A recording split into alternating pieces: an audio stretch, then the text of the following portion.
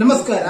ನಿನ್ನೆ ದಿವಸ ಮಂದಾರ್ತಿಯ ಮಡಿಲಿನಲ್ಲಿ ಯಕ್ಷಚಂದ್ರಿಕೆ ಕಾರ್ಕಳ ಶಶಿಕಾಂತ್ ಶೆಟ್ಟಿಯಾದಂತಹ ನನ್ನ ನಮನೋತ್ಸವ ಎನ್ನುವಂತಹ ಕಾರ್ಯಕ್ರಮ ಬಹಳ ಅದ್ಧೂರಿಯಾಗಿ ನಡೆಯಿತು.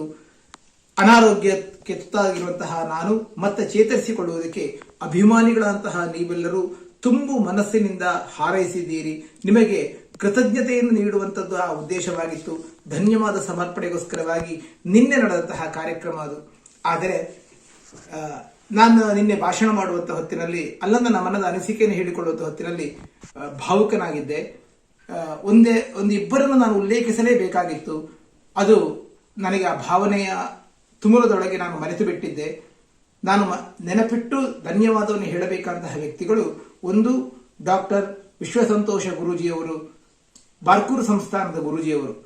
ನಾನು ಆಸ್ಪತ್ರೆಯಲ್ಲಿದ್ದಾಗ ನನ್ನ ಹೆಂಡತಿಯನ್ನು ಫೋನ್ ಮುಖಾಂತರವಾಗಿ ಭೇಟಿಯಾಗಿ ಸಾಂತ್ವನದ ಮಾತುಗಳನ್ನಾಡಿ ಧೈರ್ಯ ತುಂಬಿ ಸಹಾಯವನ್ನು ನೀಡಿದವರು.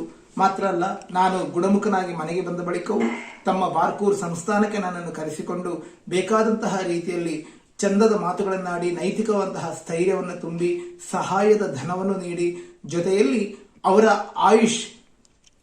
ಆರೋಗ್ಯಕ್ಕೆ ಆಯುರ್ವೇದಿಕ್ ಕೇಂದ್ರದಿಂದ ಬೇಕಾದವರು ತಮ್ಮ ಆಯುಷ್ ಎನ್ನುವಂತಹ ಸಂಸ್ಥೆಯಿಂದ ಆರೋಗ್ಯವರ್ಧಕವಾದಂತಹ ಆಯುರ್ವೇದಿಕ್ ಪೌಡರ್ ಅನ್ನು ನನಗೆ ಒದಗಿಸಿಕೊಟ್ಟರು. ನನ್ನ ಶ್ವಾಸಕೋಶಕ್ಕೆ ಸಂಬಂಧಪಟ್ಟಂತಹ ಕಾಯಿಲೆ ಶೀಘ್ರವಾಗಿ ಗುಣಮುಖರಾಗುವುದಕ್ಕೆ ತಮ್ಮ ಆಯುರ್ವೇದದ ವಿದ್ಯೆಯ ಮೂಲಕವಾಗಿ ನನಗೆ ಬಹುದೊಡ್ಡ ಉಪಕಾರವನ್ನು ಮಾಡಿದ್ದಾರೆ. ಅವರಿಗೆ ನಾವು ದಂಪತಿಗಳು ಹೃತ್ಪೂರ್ವಕವಾದಂತಹ ಧನ್ಯವಾದಗಳನ್ನು ಅರ್ಪಿಸ್ತಾ ಇದ್ದೇವೆ. ಇನ್ನೊಬ್ಬರನ್ನು ನಾನು ನೆನಪಿಸಿಕೊಳ್ಳಬೇಕಾಗಿತ್ತು. ಕಲಾವಿದರ ಪಾಲಿನ ಕಾಮಧೇನು ಕಲ್ಪವೃಕ್ಷ ಟಿ ಶಾಂಭಟ್ ಸರ್ ಅವರು. ಕಲ್ಲುಗುಂಡಿಯ ಬಹುದೊಡ್ಡ ಯಕ್ಷೋತ್ಸವ ನಡೆಯುತ್ತಾ ಇರುವುದು, ಸಂಪಾದ್ಯ ಯಕ್ಷೋತ್ಸವ ಪ್ರತಿಯೊಬ್ಬ ಕಲಾಭಿಮಾನಿಗಳಿಗೂ ತಿಳಿದಿರುವಂಥದ್ದು. ಮಾತ್ರ ಅಲ್ಲ, ಅಲ್ಲಿ ನಾನು ಭಾಗವಹಿಸುತ್ತಾ ಇದ್ದದ್ದು.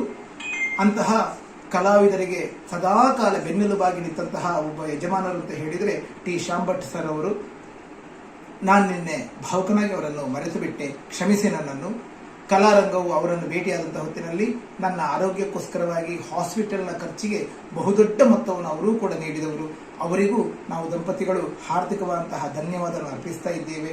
ದಯವಿಟ್ಟು ನಮ್ಮನ್ನು ಕ್ಷಮಿಸಿ. ನಿನ್ನೆ ನಾನು ಭಾವುಕನಾದ ನಿನ್ನೆ ವೇದಿಕೆಯಲ್ಲಿ ನಾನು ಅವರನ್ನು ನೆನಪಿಸಿಕೊಳ್ಳಬೇಕಾಗಿತ್ತು. ಆದರೆ ಭಾವುಕನಾದ್ದರಿಂದ ಏನೋ ಮನುಷ್ಯ ಸಹಜವಾದಂತಹ ಮರೆವು ನನ್ನನ್ನು ಆವರಿಸಿ ಬಿಟ್ಟಿತು.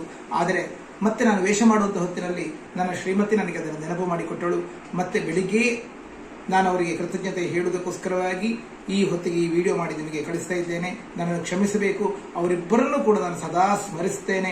ಮಾತ್ರ ಅಲ್ಲ, ಯಾರದ್ದಾದ್ರೂ ಹೆಸರು ಬಿಟ್ಟು ಹೋಗಿದ್ರೆ, ಯಾರದ್ದಾದ್ರೂ ಹೆಸರು ಹೇಳುವುದಕ್ಕೆ ನನಗೆ ಮರೆತು ಹೋಗಿದ್ರೆ ದಯವಿಟ್ಟು ಕ್ಷಮಿಸಿ. ಯಾರೆಲ್ಲ ನನಗೆ ಉಪಕಾರವನ್ನು ಮಾಡಿದ್ದೀರೋ ನಿಮಗೆಲ್ಲರಿಗೂ ಅನಂತಾನಂತ ಕೃತಜ್ಞತೆಗಳು, ಧನ್ಯವಾದಗಳು. ನಿಮ್ಮ ಶ್ರೀರಕ್ಷೆ ಸದಾ ನನ್ನ ಮೇಲಿರಲಿ.